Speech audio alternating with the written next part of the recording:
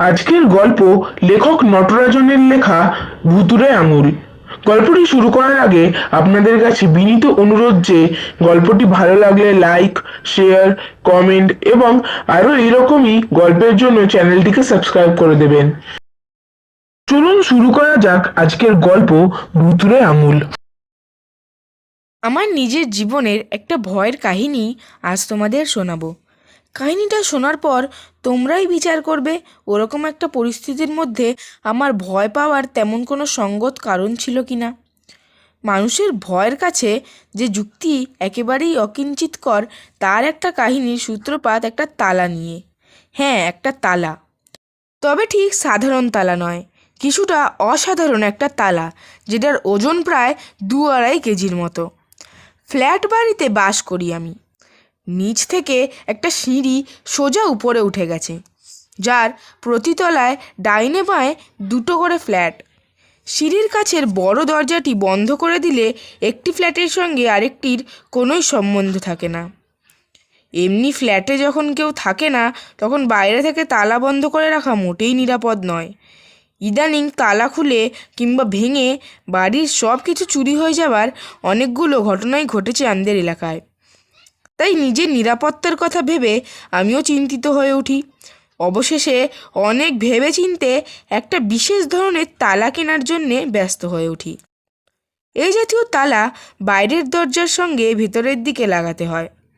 দরজা বাইরের দিকে থাকে কেবল একটা মস্ত ফুটো।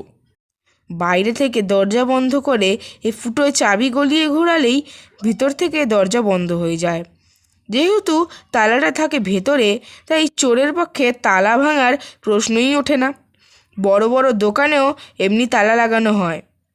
আমার ফ্ল্যাটের বাইরের দরজার সঙ্গে এরকম একটা তালা লাগিয়ে আমি মনে মনে খুশি হয়ে উঠি। যাক, এতদিনে নিশ্চিন্ত, চোরের ভয় আর রইল না। কিন্তু ওই চোরের ভয় চাইতেও সহস্রগুণ বেশি একটা ভয় যে আমার জন্য সেদিন লুকিয়েছিল, তা জানতে পারলে সেদিন বোধহয় ওই তালাটা আমি খুলেই ফেলতাম। 2-2.5 কেজি ওজনের মস্ত বড় তালাটার একদিকে একটা বড় ফুটো। ওই ফুটো দিয়ে ভেতরের কলকবজা স্পষ্ট দেখা যায়। মাঝে মধ্যে তেলও দিতে হয় ওই ফুটো দিয়ে। বেশ ঘটা করে মিস্ত্রি ডেকে ওই তালাটা দরজায় লাগানোর দিন কয়েক পরেই একটা বিয়ে উপলক্ষে আমার বাড়ির লোকজন 10-12 দিনের জন্য চলে গেল বাইরে।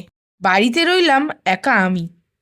সকালে খেয়ে দিয়ে বাইরে থেকে দরজা বন্ধ করে অফিসে চলে যাই। ফিরতে অনেক রাত হয়। বাড়িতে অন্য কেউ নেই, তাই ফেরার তাড়াও বড় একটা নেই। অফিস থেকে বেরিয়ে বন্ধুবান্ধবদের সঙ্গে আড্ডা মেরে হোটেল থেকে খেয়ে বাড়ি ফিরি। রাতে নিজের হাতে রান্না করার হাঙ্গামা আর ভালো লাগে না। সেদিন সকালে ঘুম থেকে উঠেই পাশের বাড়ির একটা ফ্ল্যাটে শুনতে পাই হইচই। 50-55 বছর বয়সের একজন ভদ্রলোক গলায় দড়ি দিয়ে আত্মহত্যা করেছে। বাড়ির লোকের সঙ্গে তেমন বনিবনা ছিল না ভদ্রলোকের, প্রায়ই ঝগড়া হতো। সেই দুঃখেই বোধহয় আত্মহত্যা করেছে ভদ্রলোক। মনে মনে খুবই দুঃখিত হই। ভদ্রলোকের সঙ্গে আমার যথেষ্ট পরিচয় ছিল। মাঝে মাঝেই সে তার দুঃখের কাহিনী আমায় শোনাতো। দেখা হলেই বলতো, জানেন মশাই, এমনিভাবে বেঁচে থাকার কোনো মানে হয় না। সংসারে শান্তিই যদি না থাকলো, তো সেই সংসারে থেকে লাভ কি? কিন্তু ভদ্রলোক যে শেষ পর্যন্ত এমনিভাবে সবাইকে ফাঁকি দিয়ে সরে পড়বে, তা সেদিন ধারণাই করতে পারিনি। অনেকের মতো আমিও সেদিন ভদ্রলোকের ফ্ল্যাটের তাকে শেষ দেখা দেখতে গিয়েছিলাম। কি ভয়ঙ্কর সেই দৃশ্য! কড়িকাঠের সঙ্গে ঝুলছে তার দেহটা। বীভৎস মুখখানার দিকে তাকিয়ে বুকটা ধক করে উঠেছিল আমার। সেদিন অফিসে বসে একটুও কাজ করতে পারিনি। বারে বারে কেবল ভদ্রলোকের সেই বীভৎস মুখখানাই আমার চোখের সামনে ভাসছিল। সত্যি বলতে কি, সেই থেকে একা বাড়িতে থাকতে গাটা যেন কেমন ছমছম করতো আমার। কেবলই মনে হতো সেই মৃত ভদ্রলোক যেন সর্বদা আমাকে অনুসরণ করে চলেছে।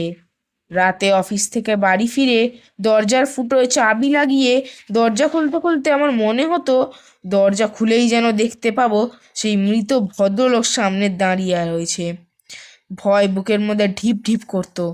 দরজা খুলে চোখ বন্ধ করে সোজা সুইচ টিপে আলো জ্বালিয়ে তারপর চোখ খুলতাম আমি। এমনিভাবে আমার দিন কাটতে লাগলো, আর আমি বাড়ির লোকজনদের ফিরে আসার জন্যে অধীর আগ্রহে প্রতীক্ষা করতে লাগলাম। ইদানিং আমি একটু তাড়াতাড়ি বাড়ি ফিরতাম, কিন্তু সেদিন এক বন্ধুর বিয়েতে বরযাত্রী যেতে হয়েছিল আমায়, তাই ফিরতে একটু রাত হয়ে গেল। বাইরের দরজার পাশে এজমালি আলোটা নেই, আগের দিন কেটে গেছে বাল্বটা, জায়গাটা অন্ধকার। কেবল সিঁড়ির কাছের কাঁচের জানলা থেকে বাইরের আবছা আলো এসে পড়ছে ভিতরে।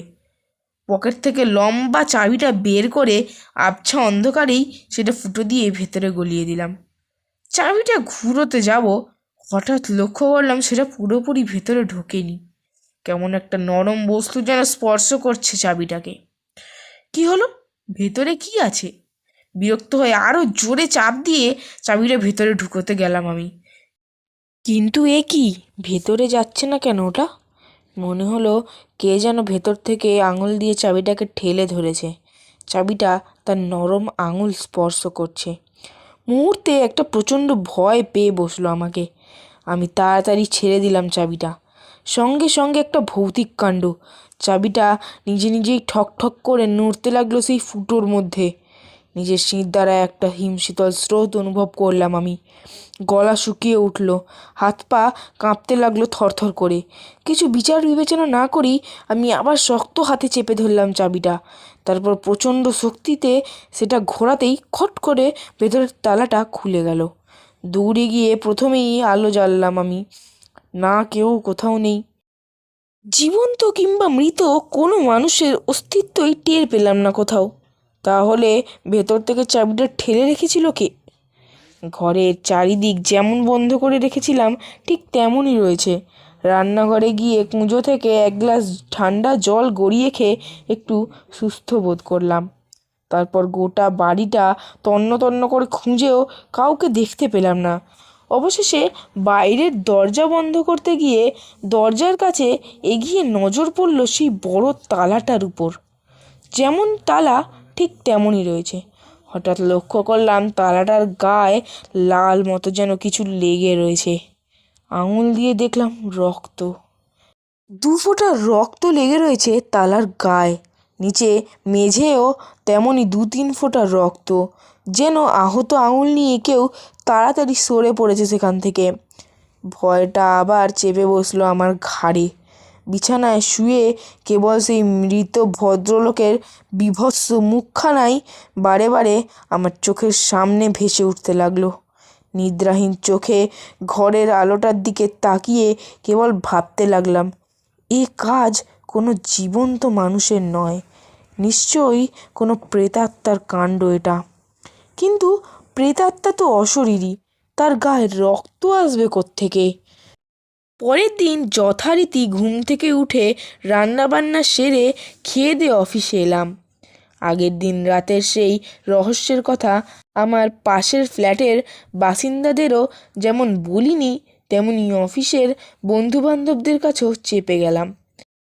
মনে ভয়, ওরা হয়তো ব্যাপারটা শুনে আমাকে ভীতু বলে ঠাট্টা করবে। সেদিন রাতে যথারীতি বাড়ি এলাম, তারপর শুয়ে পড়লাম। কোনো অঘটন ঘটল না সেদিন। কিন্তু আগের দিন রাতের সেই রহস্যের কোনো সমাধানই করতে পারলাম না। সেদিন ঘুমের মধ্যে সেই মৃত ভদ্রলোককে স্বপ্নে দেখলাম।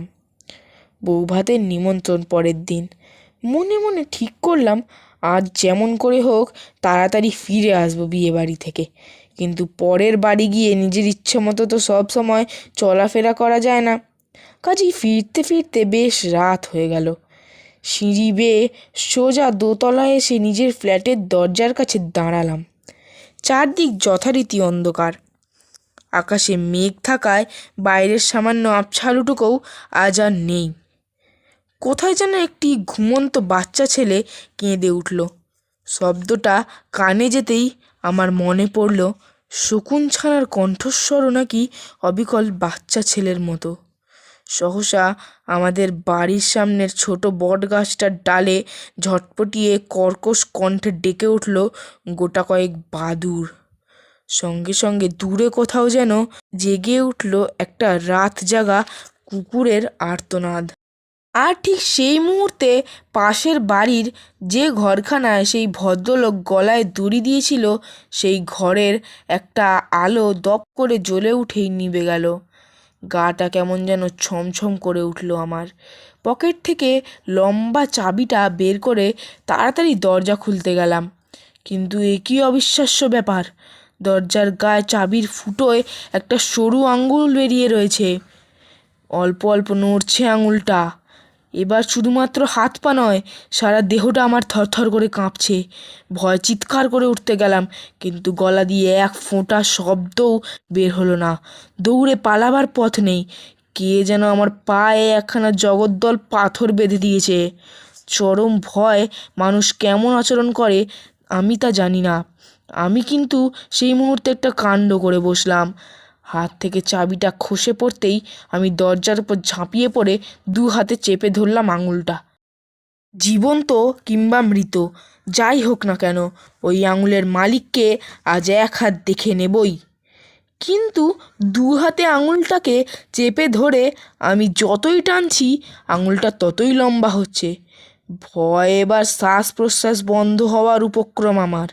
তবুও আমি টেনে চলেছি সেই ভুতুড়ে আঙুল।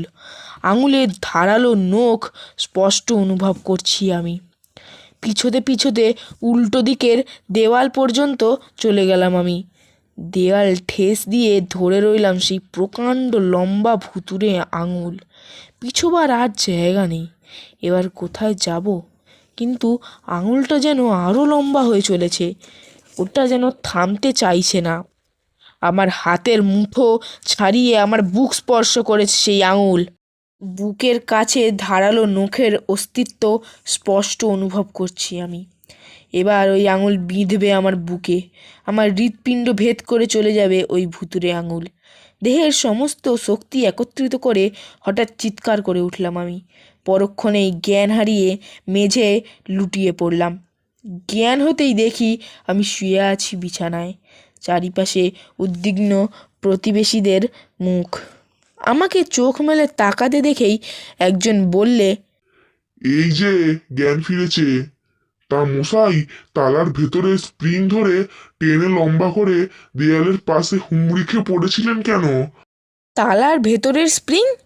মৃদু কণ্ঠে কথাটা উচ্চারণ করি আমি। ভদ্রলোক বললে, হ্যাঁ, তালা খুলতে গিয়ে ভেতরের স্প্রিং ধরে টানাটানি করছিলেন কেন? দামি তালাটার তো 12টা বাজিয়েছেন, তাই শেষে বাধ্য হয়ে দরজা ভেঙে ঘরে ঢুকতে হলো।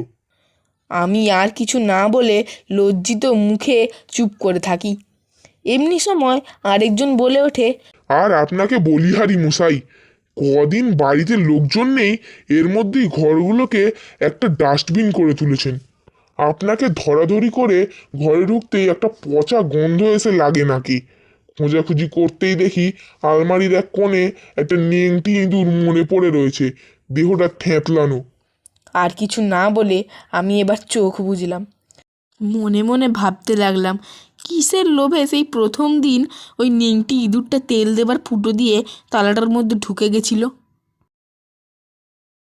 গল্পটি ভালো লাগলে অবশ্যই লাইক, শেয়ার, কমেন্ট এবং চ্যানেলটিকে সাবস্ক্রাইব করে দেবেন, কারণ পরের শনিবার 20 তারিখ রাতেও কিন্তু এরকমই নতুন একটি ভয়ের গল্প আসছে।